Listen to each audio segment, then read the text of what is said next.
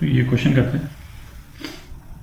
ये बॉल है, इसको 25 मीटर पर सेकंड से फेंका, ये नीचे लाल वाला एरो दिख रहा है, 53 डिग्री एंगल से फेंका है इसको, तो ये 53 डिग्री हो गया, ठीक है। इसको फेंका, एक रैंप है, ये रैंप है, रैंप के बेस से फेंका नीचे से। हॉरिजॉन्टल लेंथ d जो है वो रैंप की 30 मीटर है, मतलब ये वाला जो है ये 30 मीटर है, ठीक है। अच्छा, रैंप खत्म होता है तो ये एक बिल्डिंग शुरू हो जाती है, ठीक है, बिल्डिंग के ऊपर तक जाता है ये। तो हाइट जो है बिल्डिंग की वो 6 मीटर है, ठीक है। ये डायग्राम स्केल पे नहीं है, but we get the idea. अच्छा, अब एक तो ये पूछा है कि बॉल वो बिल्डिंग के ऊपर तक जाती है या रैंप पे गिर जाती है।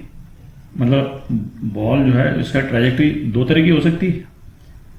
यदि तो वो बिल्डिंग के ऊपर गिरती है, ठीक है, तो इसका मतलब इसकी वेलोसिटी इतनी है कि ये इसको मतलब यूं ले जा करके और यहाँ पे कहीं पे गिरा है, या तो ये हो सकता है, ठीक है। और या फिर यदि इसकी वेलोसिटी इतनी ज़्यादा नहीं है तो ये हो सकता है कि ये रैंप पे ही गिर जाए। तो उस वाले केस में तो ये फिर ऐसे जा करके और ये ऐसे करके गिर गई, ठीक है, ये रैंप पे गिर गई बॉल। तो या तो ये यहाँ गिर जाएगी या यहाँ गिर जाएगी, ठीक है। तो इसमें पूछा कि दोनों में से कौन सा वाला केस है, और फिर जब वो लैंड करती है तो उसका पॉइंट के कोऑर्डिनेट्स क्या हैं वो अपन पता करेंगे, ठीक है। तो इसमें फिर ऐसा करते हैं कि ये बॉल को ये डी डिस्टेंस ट्रैवल करने में जितना टाइम लगेगा, डी डिस्टेंस तो हम इसका जो एक्स कंपोनेंट है इस बॉल का, है कि नहीं, ये इसका जो एक्स कंपोनेंट हो गया, ये एक्स कंपोनेंट है ना, और ये वाई कंपोनेंट है, ठीक है। ये हो गया यू एक्स हो गया और ये यू वाई हो गया। ये 30 मीटर पे हमने एक लाइन खींच दी। अब ये 30 मीटर ट्रैवल करने में कितना टाइम लगेगा वो तो हमने पता कर लिया। अब ये 30 मीटर ट्रैवल तो कर लेगी, बट वर्टिकल हाइट जो है इस 30 मीटर पे कहाँ होगी ये हम वी वाई से पता कर लेते हैं। तो दो केस हो सकता है, या तो इसकी वर्टिकल हाइट हमारी निकलेगी 6 मीटर से कम, है ना, तो 6 मीटर से यदि कम आती है तो इसका मतलब तो रैंप पे गिर गई बॉल, ठीक है। और 6 मीटर से यदि ज़्यादा आती है तो इसका मतलब तो ये जा करके और बिल्डिंग के ऊपर गिरेगी बॉल, ठीक है। दोनों में से कोई एक केस है, तो इसको पता कर लेते हैं अपन। तो बॉल की स्पीड ये है इसकी, तो बॉल की हॉरिजॉन्टल वेलोसिटी यू एक्स, ये कितनी होगी, यू कॉस 53, ठीक है। तो कितना हो गया 25 इंटू 3/5, कितना हो 15 मीटर पर सेकेंड, ठीक है। और ये वर्टिकल कंपोनेंट इसका u sin 53 है, ठीक है। तो 25 इंटू 4/5 और ये कितना हो गया 20 मीटर पर सेकेंड, ठीक है। तो अब इसको ये 30 मीटर ट्रैवल करना है कि नहीं, तो ये 30 मीटर यू एक्स वेलोसिटी से, यू एक्स तो चेंज हो नहीं रहा है, you x velocity time T लेगी तो डी डिस्टेंस कवर करेगी। तो कितने टाइम में कवर करेगी, डी कितना है 30 और डिवाइड बाय यू एक्स कितना है 15, 2 सेकंड लगेगा इसमें, ठीक है। 2 सेकंड लगेगा इसको ये डिस्टेंस कवर करने में। अब 2 सेकंड के बाद में इसकी हाइट क्या होगी वो पता कर लेते हैं, ठीक है। तो इसका वी वाई कितना है ना, इतना है। तो हाइट, सपोज हाइट को क्या लें, वाई ले लेते हैं, है कि नहीं। तो y is equal to u t plus half a t square, ये जनरल इक्वेशन इसको लगाते हैं, है ना। तो इसमें क्या लगेगा u y t minus g/2 t square, ठीक है। ये हाइट हो जाएगी। तो y कितना हुआ यू वाई मतलब हो गया 20 इंटू 2 सेकेंड माइनस 10/2 इंटू 4, है ना, 2 स्क्वायर।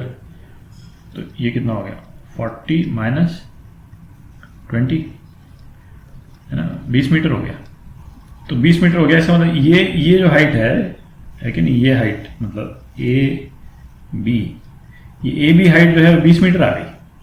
ठीक है, बॉल यहाँ पे इसने ये ट्रैवल किया, ये डिस्टेंस, इसको मैं ओ कर देता हूँ। ओ बी जब ट्रैवल किया तो हाइट इसकी पॉइंट ए तक पहुँच गई, तो ये तो बहुत आराम से ऊपर चला जाएगा। ठीक है, तो अब ये कहाँ लैंड करती है बॉल, ये हमको पता करना है। तो इस तरह का क्वेश्चन तो एक अपन कर चुके हैं पहले, करें उसको दोबारा, है कि नहीं? चलिए कर लेते हैं।